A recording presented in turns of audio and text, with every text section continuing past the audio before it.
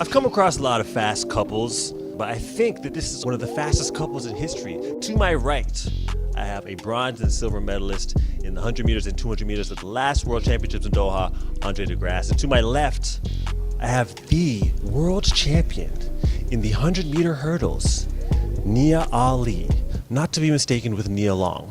Andre, 2017, pretty much everyone thought you were gonna win the World Championships, beat Bolt. You got injured and ruined it for everybody.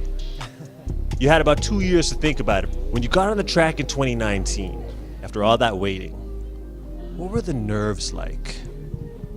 It was bad. I think I had to use the toilet right before the race. I was like, okay, got to go through the whole process of going through the warm up, the call room, and then calling you out, and Getting used to it again. getting used to the whole process again. I kind of slipped coming out of the blocks, but I recovered and finished top 2, and then from there, that's when I kind of got my mojo back and was like, okay, I feel like I'm ready, and now I just got to go out there and execute and have some fun. To come away with 2 medals, now all I got to do is just build from that, and now hopefully I can bring home the gold like this one over here. Speaking of this one over here, how do the nerves compare to when you're competing to watching Nia compete?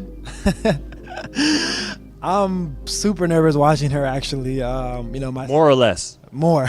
Just because it's the hurdles and you don't know what could happen. Like the race could just be over if she hits one hurdle. It's not like just a straight line, and okay. So basically what he's trying to say is the 100 is an easy race. Y'all got like the more difficult race. It's funny because he actually says the total opposite every day at practice, and it's always a competition on whether the hurdlers are doing enough, or it's like, oh, that's all you did? When you're watching him run, tell me about that. I don't really have nerves watching him run. Now that I train with him, I see what he does every day, and I know that he's always wanted to rise to the occasion. So I felt like I knew more what he was going to do than him.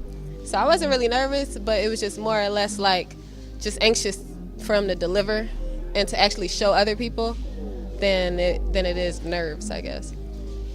Speaking of delivering, I mean, you by default became like a spokesperson for mothers, because a lot of people who didn't really care about track found out you had a baby a year ago. Like, what? I love her. I love her.